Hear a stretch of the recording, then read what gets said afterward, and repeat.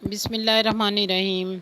अस्सलाम वालेकुम my YouTube family, कैसे हैं आप? उम्मीद करती हूँ अपने अपने घरों में खुशबाश होंगे, हंसते बसते होंगे और मेरे व्लॉग्स देखते होंगे। मैं बनाने लगी हूँ करेले। करेले बना के काट के नमक लगा के धो के मैंने इन्हें रखा हुआ था। नमक लगा के पहले इन्हें घंटा रख दिया, उसके बाद धो के इन्हें रखा है।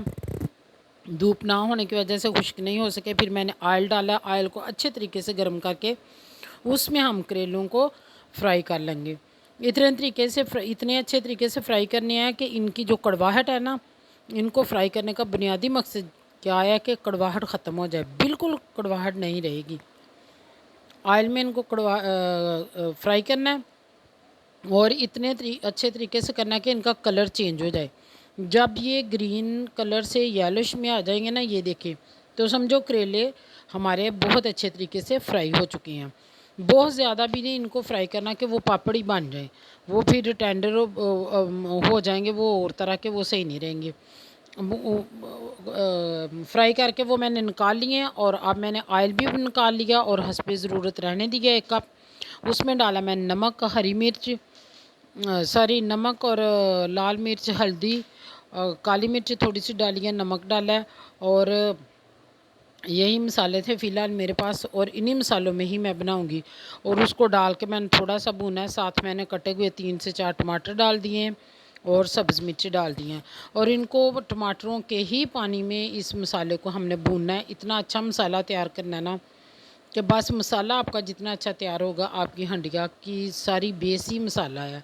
आपकी खाना, बेशक आप करेले बना रहे हैं, गोश्त बना रहे हैं, जो भी दाल बना रहे हैं, जो भी है ना, वो आपके मसालों पे डिपेंड करता है। अगर आप मसालों को सही तरीके से आपने यूटिलाइज़ किया, सही तरीके से इस्तेमाल करना आता है, तो आपका खाना बहुत यम्मी बनता है।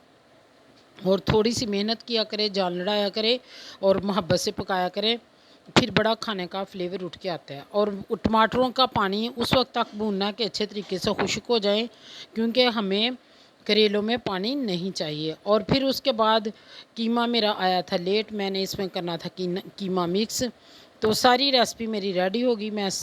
फिर मैंने वो ऑयल लिया, उसी कढ़ाई में करेले बाहर निकाले और ऑयल में मैंने कीमा डाल के रख दिया और कीमे को मैं अच्छे तरीके से भूनूंगी, इतना भूनूंगी कि इसका कलर चेंज हो जाए।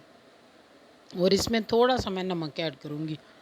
नमक आपने करेलों में ज़्यादा ऐड नहीं करना, क्योंकि हमने ऑलरेडी नमक लगा के रखे हुए थे वो।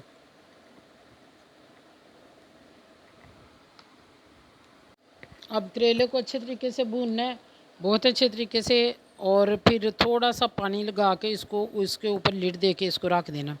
जब तक इसकी बुनाई अच्छी नहीं होगी, इसकी रास महल ख़त्म नहीं होगी, तब तक हमारा कीमा अच्छे तरीके से रेडी नहीं होगा।